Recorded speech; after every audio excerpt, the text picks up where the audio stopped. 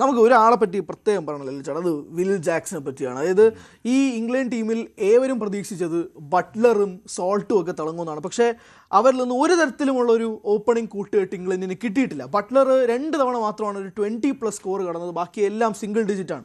പക്ഷെ ബട്ട്ലർ, ഞാൻ ഇപ്പോൾ വിൽ ജാക്സിലേക്ക് വരുന്നതിന് മുമ്പ് ബട്ട്ലറിനെ ഭയക്കണം. ഐറണി ആയിരിക്കും, ഒരുപക്ഷെ ഐറണി ആയിരിക്കാം. ബട്ട്ലർ ഈ ടൂർണമെൻറ്റിലേ തുടങ്ങിയിട്ടില്ലെങ്കിൽ പോലും വാങ്കഡയിൽ ബട്ട്ലറിൻ്റെ ഒരു റെക്കോർഡ്, പിന്നെ ഈ ഇതുപോലെ ഫൈനൽസിലൊക്കെ ബട്ട്ലർ കളിക്കാൻ പോണ ഒരു ഗെയിം, എനിക്ക് ഏറ്റവും പേടി ബട്ട്ലറിനെയാണ്. ഈ ബിഗ് മാച്ചിൻ്റെ പ്ലെയറാണ്, അങ്ങനെ ഒരു വലിയ വലിയ മാച്ചുകളുടെ പ്ലെയറാണ് ബട്ട്ലർ നമുക്ക് പറയണം. അത് മാത്രമല്ല, ഞാൻ ഈ പറഞ്ഞ പോലെ ഈ ആരൊക്കെയാണ് നമ്മുടെ ബൗളർമാർ, ഇപ്പോൾ ജസ്പ്രീത് ബുംറ, വരുൺ ചക്രവർത്തി, അതുപോലെ തന്നെ അഷ്ദീപ്, ഇവരെല്ലാം ഈ IPL ഇട്ട് തലങ്ങമ്പലം കളിച്ചിട്ടുള്ള കളിക്കാരനാണ് ബട്ട്ലർ എന്ന് പറയുന്നത്. മനസ്സിലായില്ലേ? അപ്പൊ ഇനി ഏതെങ്കിലും പുതിയ ഡെലിവറി കൊണ്ടുവരേണ്ടി വരും ബട്ട്ലറെതിരെ. ഈ ബട്ട്ലർ ഫോമിലല്ല എന്നുള്ളത് മാത്രമേ നമ്മുടെ ഒരു ആശ്വാസം. 20+ വന്നിട്ടില്ല, പക്ഷേ അത് ഏത് നിമിഷം കത്താവുന്ന ഒരു ഔട്ടാണ് എന്ന് മാത്രം നമുക്ക് ബട്ട്ലറിനെ കുറിച്ച് പറയും. ഈ പറഞ്ഞു വന്നപ്പോൾ വിൽ ജാക്സിന്റെ കഥ, 4 മാൻ ഓഫ് ദി മാച്ച് ഈ വേൾഡ് കപ്പിൽ വിൽ ജാക്സ് എടുത്തു കഴിഞ്ഞു. ഈ 4 man of the match Will ജാക്സിന്റെ ബാറ്റിംഗ് എബിലിറ്റി കൊണ്ട് മാത്രമല്ല, എത്ര വിക്കറ്റാണ്, ബൗളിംഗ് കൂടിയാണ്. ഓരോ മത്സരത്തിനും വിക്കറ്റ് മാത്രമല്ല, അങ്ങനെ വന്ന് ഒരു 2020 മാച്ചിന്റെ ഓപ്പണിംഗ് ബൗളറായി വരിക എന്നുള്ളത് ചില്ലറ കാര്യമൊന്നുമല്ല. പുള്ളി ഒന്ന് ബൗളിംഗ് ഓപ്പൺ ചെയ്യാണ്. അപ്പോൾ നമ്മൾ വിൽ ജാക്സനെ പേടിക്കണം. അത് ബാറ്റിന്റെ രൂപത്തിലായാലും ബോളിന്റെ രൂപത്തിലായാലും വിൽ ജാക്സനെ പേടിക്കണം. ഏറ്റവും പേടിക്കേണ്ട കളിക്കാരൻ്റെ ഒരാൾ വിൽ ജാക്സൺ. ബട്ട്ലർ എപ്പോഴും വേണമല്ലോ ഫാം ആവും. പക്ഷേ നമ്മൾ ഈ പറഞ്ഞ പോലെ ഉറപ്പായിട്ടും വിൽ ജാക്സനെ പറ്റി നമ്മൾ സംസാരിക്കും. പക്ഷേ ഈ സാം കറൺ ഒരു ഓൾറൗണ്ട് പെർഫോമൻസ് പ്രതീക്ഷിച്ചെടുത്ത് ബൗളിങ്ങിൽ സാം കറൺ വീക്ക് ആവുന്നുണ്ട്.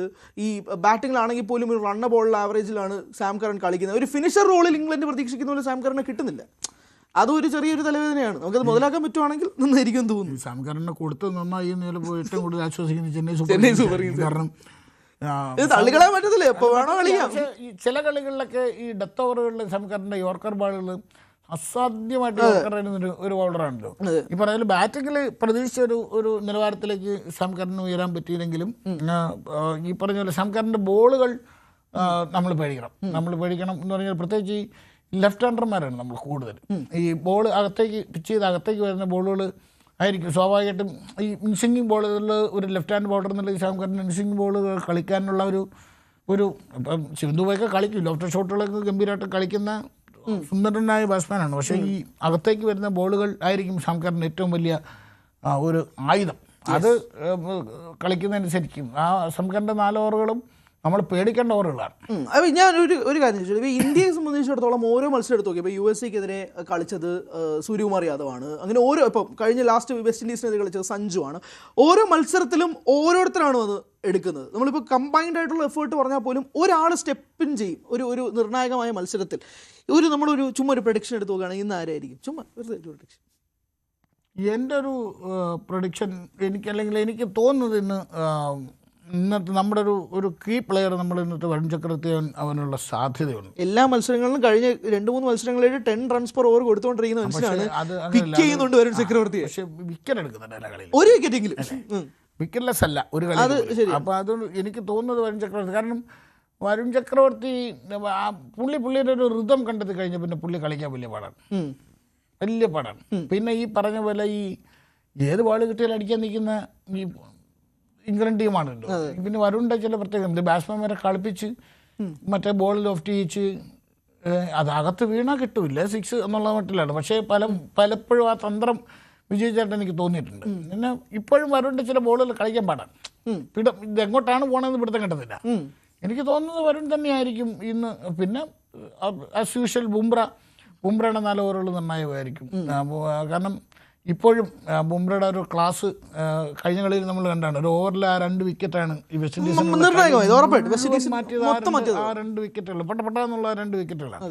ബുംറ എപ്പോഴും ബുംറ നമ്മൾ അത് വേറെ ഐറ്റം എന്ന് പറയും, മാറ്റി നിർത്തിയിട്ട് ബാക്കിയുള്ളവരെ കുറിച്ച് സംസാരിക്കുക എന്നുള്ളതിനകത്ത് ഇറങ്ങുന്നു. അഷ്ദീപിൻ്റെ കാര്യത്തിലും ആശങ്കയുണ്ട്. കഴിഞ്ഞ കളിയിൽ തല്ലുമടിച്ച ഒരു ഓവറിൽ മാത്രമാണ് അത് മെയിൻറ്റെയിൻ ചെയ്യാൻ പറ്റിയത്. അതിന് മുമ്പ് 20-23 റണ്ണൊക്കെ ഒരു ഓവറിൽ കൊടുക്കുന്ന രീതിയിൽ അഷ്ദീപ് തല്ല് വാങ്ങിയിട്ടുണ്ട്. അപ്പോൾ ഇങ്ങനെ അടിക്കാൻ നിൽക്കുന്ന ടീമിനടുത്തോട്ടാണ് ചെല്ലുന്നത് എന്നുള്ളതാണ്. പക്ഷേ നമ്മുടെ ഒരു പതിവ് ബാസ്ബോൾ ക്രിക്കറ്റ് തന്നെ ഇംഗ്ലണ്ടിൽ നിന്ന് പ്രതീക്ഷിക്കുക.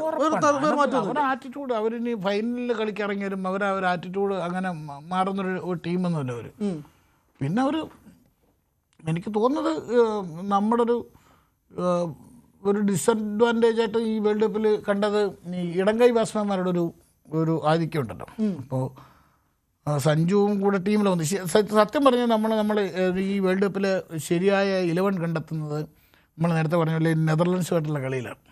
സത്യം, അത് ഞാൻ സൂചിപ്പിച്ചത്. ആ ബാറ്റിംഗ് ഓർഡർ മാറ്റിയപ്പോൾ ടീമേ മാറി. ഇപ്പൊ Tilak Varma innate 3-ൽ stick on ചെയ്യാതെ താഴെ ഇറക്കിയപ്പോഴേക്കും തിലക് പ്രൂവ് ചെയ്തു എനിക്ക് എവിടെ വേണമെങ്കിലും ബാറ്റ് ചെയ്യാന്നുള്ളത്. ഈ പറഞ്ഞ പോലെ തിലകിന് ആ ഒരു ഫിനിഷർ റോള് ആയിരുന്നു ആ കളിയിൽ ഏറ്റവും തിലക് ആപ്റ്റ് റോളായിരുന്നു. അതിപ്പോ കഴിഞ്ഞ കളിയിലായാലും തിലക് വന്ന് തിലകിന്റെ പാർട്ട് കളിച്ചിട്ട് തിലക് പോയി. നല്ല ഇന്നിങ്സ് ആയിരുന്നു. അത് തന്നെ ഈ അവസാനം ഇറങ്ങി വരുന്ന നമ്മുടെ ശിവൻ ദുബൈക്ക് എന്നുള്ള നിർണായകമായ 2 4 തന്നെയാണ്. ആർക്കൊരു ബാള് കിട്ടിയാൽ ബോൾ കളിയില്ല. അത്തരത്തിൽ ഈ സഞ്ജു കൂടെ വന്നപ്പോഴത്തേക്ക് ഒരു ഓപ്പണിങ്ങിലൊരു ലെഫ്റ്റ് ഹാൻഡ് റൈറ്റ് ഹാൻഡ് കോമ്പിനേഷനായി. എപ്പോഴും ഒരു ലെഫ്റ്റ് ഹാൻഡ് റൈറ്റ് കോമ്പിനേഷനാണ് അവിടെ നല്ലത്. കാരണം 2 ലെഫ്റ്റ് ഹാൻഡ് ബാറ്റ്സ്മാൻമാർ 2 റൈറ്റ് ഹാൻഡ് ബാറ്റ്സ്മാൻമാർ വന്നിരുന്നാലും ബൗളർമാർക്ക് ആ റിതം കണ്ടെത്താൻ കഴിഞ്ഞ പിന്നെ എളുപ്പമാണ്. ഇത് പക്ഷേ ബാറ്റ്സ്മാൻമാർ സ്ട്രൈക്കർ റൊട്ടേറ്റ് ചെയ്ത് ഒരു ലെഫ്റ്റ് ഹാൻഡ് ബാറ്റ്സ്മാനും ഒരു റൈറ്റ് ഹാൻഡ് ബാറ്റ്സ്മാനും കൂടെ മാറി വരുമ്പോൾ എന്ന് പറഞ്ഞാൽ സ്വാഭാവികമായിട്ട് ഭയങ്കര അഡ്വാൻറ്റേജാണ്.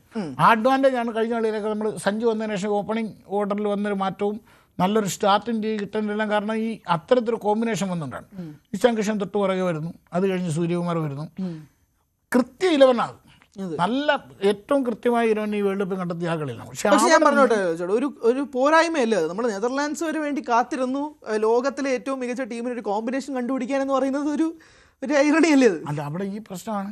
അതായത് ഓപ്പണർ എന്ന് പറഞ്ഞ ടീമിലേക്ക് വരുന്ന സഞ്ജുവും ഈ ന്യൂസിലൻഡിനെതിരെയുള്ള 5 കളിയിലും സ്കോർ ചെയ്യാതെ വന്നപ്പോൾ അവർ ഈ കോമ്പിനേഷൻ മാറ്റാൻ നിർബന്ധിച്ചില്ല. അവിടെയാണ് ഈ അടുത്ത ചോദ്യം. ഇനി അഥവാ ഇന്ത്യ ഇന്ന് കളി ജയിക്കുകയാണെങ്കിൽ ഫൈനലിൽ ആ 5 മത്സരങ്ങൾ തിളങ്ങാത്ത സഞ്ജുവിനെ T20 ലോകകപ്പിൽ മാറ്റി ഒരു വലിയ പ്രതികാരം കൂടെ പ്രതീക്ഷിക്കുന്നില്ല. അല്ലാതെ അതായത് ആ 5 മത്സരങ്ങൾ മറക്കുക എന്നുള്ളതല്ലാതെ വേറെ കാര്യമൊന്നുമില്ല. 5 മത്സരം അത് കഴിഞ്ഞതാണ്. പക്ഷേ ഇതൊരു വേറൊരു മാച്ചാണ്, വേറൊരു ആംബിയൻസ് ആണ്.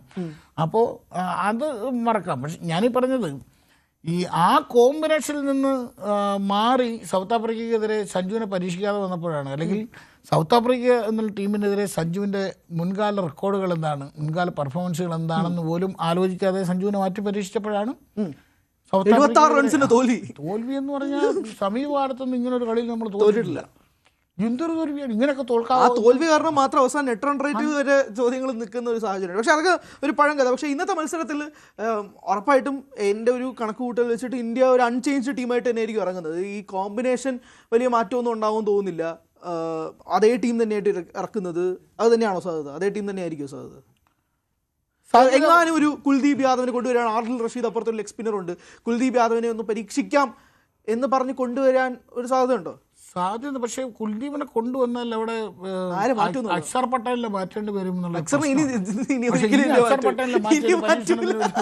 തോന്നുന്നില്ല. അപ്പോൾ 11 തന്നെ അവനാണ് സാധ്യത. കാരണം നമുക്ക് ബൗളിങ് വലിയ പ്രശ്നമില്ലല്ലോ. കാരണം ബുംറ, അഷ്ദീപ്, വരുൺ ചക്രവർത്തി, പാണ്ഡ്യ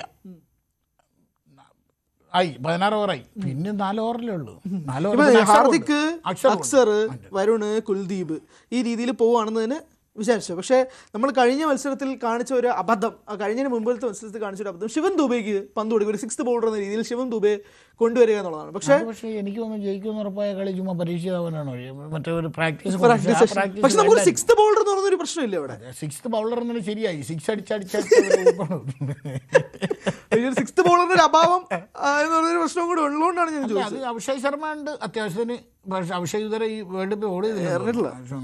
അങ്ങനെ ഒരു പ്രശ്നം കൂടി ഉണ്ട്. അതൊരു പ്രശ്നം വെറുതെ പ്രശ്നമായിട്ടെന്ന് പറഞ്ഞോളൂ. പക്ഷേ കൂടുതൽ വാർത്തകൾക്ക് News 18 Keralam YouTube channel subscribe ചെയ്യുക.